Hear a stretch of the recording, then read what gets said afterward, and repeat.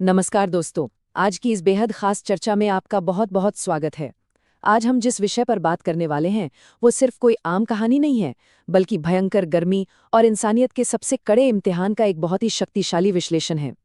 आप जरा इमेजिन करके देखिए, एक ऐसा दिन जब आसमान से मानो आग बरस रही हो, तापमान 50 डिग्री के भी पार जा चुका हो और सड़क से उठती हुई लपटें आपको किसी भट्टी के अंदर होने का एहसास करा रही हों। बस इसी तपती झुलसाती गर्मी के बीच आज हम राजू नाम के एक ऑटो वाले की जिंदगी के जरिए कर्म, गरीबी और इंसानियत के एक ऐसे सफर पर निकलेंगे जो सच में आपको अंदर तक झकझोर कर रख देगा। अब इस पूरी चर्चा का जो सबसे बड़ा और मुख्य सवाल है वो ये है कि क्या होता है जब इंसानियत की सबसे बड़ी परीक्षा में आपकी हर एक चीज दांव पर लग जाए। देखिए, इस कहानी में जो पर्यावरण की वो दम घोटू 50 डिग्री की गर्मी है ना, वो सिर्फ एक मौसम का हाल नहीं है, बल्कि वो हमारे मुख्य पात्र राजू की जिंदगी में लगातार बढ़ती हुई कठिनाइयों और उस घुटन भरे दबाव का एक जीता जागता प्रतीक है। जैसे जैसे बाहर का पारा चढ़ता है, वैसे वैसे राजू की जिंदगी की मुश्किलें भी उबलने लगती हैं। अगर हम राजू के उस टीन की छत वाले घर के अंदर झांके तो वहां दो बिल्कुल अलग दुनिया बसती हैं। एक तरफ बाईं ओर उसकी पत्नी शांति है, जिसकी मांगे बिल्कुल जायज और बुनियादी जीवन रक्षा से जुड़ी हैं, जैसे एक कूलर और एक पक्की छत, क्योंकि जाहिर है वो दिन भर उस भट्टी जैसे घर में तपती है। लेकिन वहीं दूसरी तरफ दाईं ओर उसकी छोटी बेटी पार्वती है, जो एक मासूम से सुकून का प्रतीक है। जैसे ही थका हरा पिता घर आता है तो उसे ठंडे पानी का एक स्टील का ग्लास देना और हाथ से पंखा झलना। राजू बस इन्हीं दो बिल्कुल विपरीत ताकतों के बीच किसी तरह संतुलन बनाने की जद्दोजहद कर रहा है। ओके, चलिए अब इस बात की गहराई में चलते हैं और देखते हैं कि कैसे परिस्थितियां बद से बदतर होती चली जाती हैं। राजू के इस भयानक पतन की शुरुआत पहले दिन ही तब होती है जब 3 सवारियां उसे दिन भर उस चिलचिलाती धूप और धूल में चलाने के बाद किराए के पैसे देने के बजाय उसकी पूरे दिन की गाड़ी कमाई लूटकर भाग जाती हैं। मतलब, एक ईमानदार इंसान के टूटने की ये कितनी दर्दनाक शुरुआत है। और जैसे इतना काफी नहीं था, लूटने के बाद जब राजू खाली हाथ वापस लौट रहा होता है तो एक मामूली दुर्घटना हो जाती है, जिसके कारण उसे हर्जाने के रूप में अपनी जेब में बचे आखिरी 50 रुपए भी उस गुस्साए बाइकर को देने पड़ जाते हैं। अब सोचिए, वो इंसान पूरी तरह से कंगाल हो चुका है और एक्सीडेंट में उसके ऑटो का सामने का शीशा भी टूट चुका है। यानी अब उसे सीधी लू और धूल के थपेड़े सहने के लिए मजबूर होना पड़ेगा। अब बिना शीशे वाले ऑटो में भला कौन बैठना चाहेगा? कोई नहीं। तभी अचानक से एक मजबूरी भरा अवसर उसके सामने आता है। 50 किलोमीटर की एक लंबी दूरी की सवारी, जिसके उसे 800 रुपए मिलेंगे। ये रकम उसके लिए कई दिनों की कमाई के बराबर है, लेकिन इसका जो छिपा हुआ मूल्य है वो बहुत भारी है। इस तपते बिल्कुल सुनसान रास्ते पर वापसी के समय उसके ऑटो का टायर फट जाता है और उस भयंकर लू के कारण राजू हीट स्ट्रोक का शिकार होने लगता है। रात के उस घुप अंधेरे में उस भारी भरकम टूटे हुए ऑटो को मीलों धकेलने के बाद किसी तरह वो एक मैकेनिक तक पहुंचता है, जहां पंक्चर बनवाने के लिए उसे 100 रुपए और चुकाने पड़ते हैं। अब आप खुद सोचिए, यहाँ सिर्फ उसका पैसा नहीं जा रहा है, बल्कि उसकी शारीरिक और मानसिक ऊर्जा भी धीरे धीरे पूरी तरह खत्म हो रही है।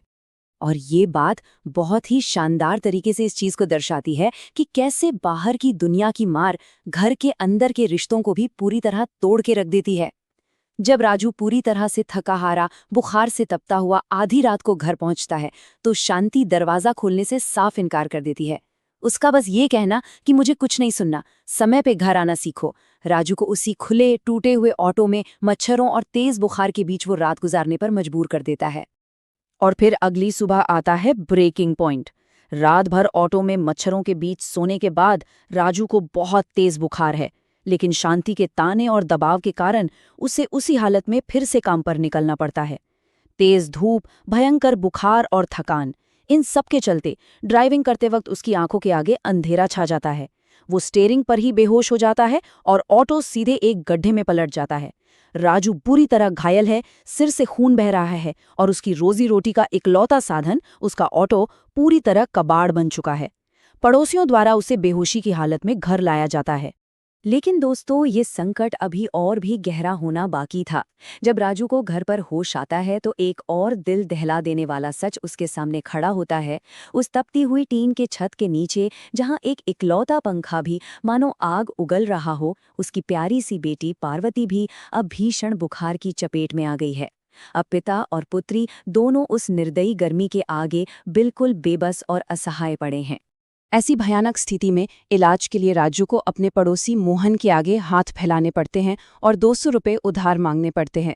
आप देख रहे हैं, ये छोटी सी 200 रुपये की रकम इस वक्त उस परिवार के लिए इकलौती जीवन रेखा बनी हुई है। इसी पैसे से पिता और बेटी दोनों के लिए दवा आती है। ये इस कड़वी सच्चाई को उजागर करता है कि कैसे एक गरीब परिवार के लिए सिर्फ एक छोटी सी दुर्घटना उन्हें पूरी तरह से सड़क पर ला सकती है।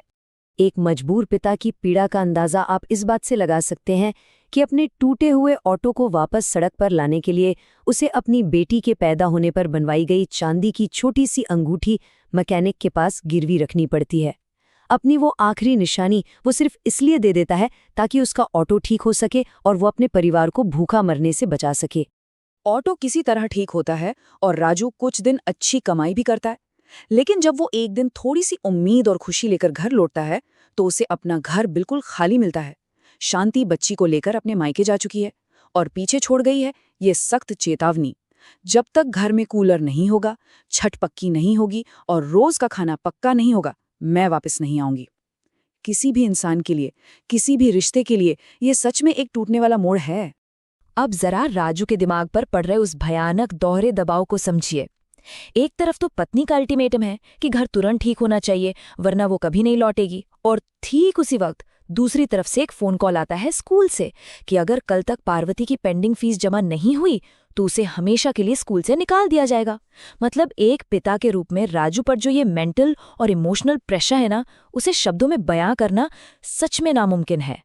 तो इसी भयानक मानसिक तनाव के बीच राजू के सामने आ खड़ी होती है एक सबसे बड़ी नैतिक दुविधा। वो अपनी बेटी की फीस भरने के लिए जा रहा होता है, तभी उसे रास्ते में लू का मारा हुआ एक बुजुर्ग इंसान सड़क पर तड़पता हुआ मिलता है।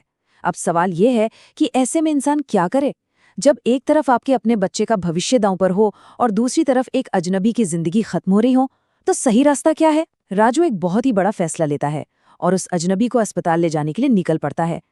और यहाँ देखिए नियति का एक और क्रूर मजाक।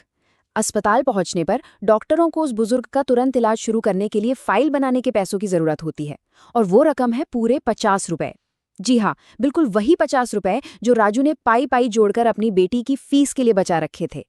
वो उस अजनबी की जान बचाने के लिए वो पैसे दे देता है, ये अच्छी तरह जानते हुए भी कि इस 50 रुपए के जाने का सीधा मतलब है अपनी बेटी की पढ़ाई और उसका भविष्य हमेशा के लिए खत्म हो जाना। जाहिर सी बात है, इसके परिणाम राजू के लिए बेहद विनाशकारी होते हैं। फीस न भरने के कारण पार्वती को स्कूल से बाहर निकाल दिया जाता है, और जब राजू भारी मन से ये बात शांति को फोन पर बताता है तो वो कसम खा लेती है कि अब वो इस जिंदगी में कभी लौटकर उसके पास नहीं आएगी। राजू अब पूरी तरह से टूट चुका है। वो अकेला अपने उसी खटारा ऑटो में बैठकर फूट फूट कर रोता है, ये सोचकर कि उसकी एक छोटी सी इंसानियत नहीं, उसके हंसते खेलते परिवार को पूरी तरह बर्बाद कर दिया है। अब इस स्लाइड के बारे में जो सबसे दिलचस्प बात है वो ये है कि कहानी इतनी खौफनाक जगह पर खत्म नहीं होती।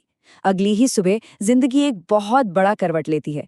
वही बुजुर्ग आदमी जिसे राजू ने कल मरने से बचाया था, वो अचानक राजू के दरवाजे पर खड़ा होता है और एक बहुत ही शक्तिशाली बात कहता है, तुमने मेरी जान बचाने के लिए अपनी ही बेटी का भविष्य दांव पर लगा दिया। इसे कहते हैं असली इंसानियत। यहाँ जाकर नियति का वो अद्भुत खेल सामने आता है जिसे हम असल मायनों में कर्म कहते हैं। वो अजनबी कोई आम मरीज नहीं था, और उसके साथ जो दूसरा व्यक्ति खड़ा था वो कोई और नहीं बल्कि पार्वती के उसी स्कूल का प्रिंसिपल था। जी हाँ, वही स्कूल जहाँ से उसे निकाला गया था। वो प्रिंसिपल उसी बुजुर्ग आदमी का बेटा है जिसकी जान राजू ने अपने आखिरी 50 रुपये और अपनी बेटी का भविष्य दांव पर लगाकर बचाई थी। दिमाग चकरा देने वाला ट्विस्ट है ना ये। और इसके बाद जो होता है वो अच्छे कर्मों के फल का सबसे शानदार और जीता जागता उदाहरण है। राजू की उस निस्वार्थ सेवा ने एक ही झटके में उसकी पूरी दुनिया बदल दी। पार्वती का सिर्फ दोबारा एडमिशन ही नहीं हुआ, बल्कि स्कूल की तरफ से उसे पूरी स्कॉलरशिप दे दी गई।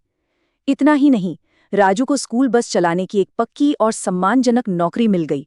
और सबसे बड़ी बात, उस बुजुर्ग ने अपनी कृतज्ञता दिखाने के लिए राजू के घर की वो तपती हुई टीन की छत हटवाकर वहां पक्की छत बनवाई और घर में नया कूलर और पंखा भी लगवा दिया। और अंत में जो सबसे बड़ी खुशी थी वो भी लौट आई। शांति घर वापस आ जाती है। राजू, शांति और पार्वती, ये परिवार अब एक पक्की ठंडी छत के नीचे फिर से एक साथ खुशी खुशी रह रहा है। लेकिन यहाँ ध्यान देने वाली बात यह है दोस्तों कि ये नई छत और ये ठंडक सिर्फ सीमेंट, ईंट, पत्थर या पैसों से नहीं बनी है, बल्कि ये राजू की उस इंसानियत और निस्वार्थ करुणा की मजबूत नींव पर खड़ी है जो उसने बिना किसी लालच के एक अनजान व्यक्ति के लिए दिखाई थी। तो दोस्तों, इसी के साथ हम आज के इस गहरे विश्लेषण के बिल्कुल अंत में आ गए हैं और जाने से पहले मैं चाहता हूं कि हम सब इस एक बहुत ही विचारोत्तेजक सवाल पर जरूर गौर करें। क्या जिंदगी का सच्चा सुकून सिर्फ बाहर की चिलचिलाती गर्मी और परेशानियों से बचने में है, या फिर ये इंसानियत, करुणा और निस्वार्थ भाव से पैदा होने वाली उस गहरी ठंडक में है जो सीधे हमारी आत्मा को सुकून देती है? राजू की ये कहानी हमें बहुत ही साफ तौर पर सिखाती है कि हालात चाहे कितने भी मुश्किल क्यों न हो, इंसानियत का रास्ता ही अंत में हमें सबसे सुरक्षित और सुकून भरी जगह पर ले जाता है। हमारे साथ इस सफर में जुड़ने के लिए आपका बहुत बहुत धन्यवाद। ज्ञान और विचारों के ऐसे ही और सफर के लिए हमारे साथ यूं ही बने रहें।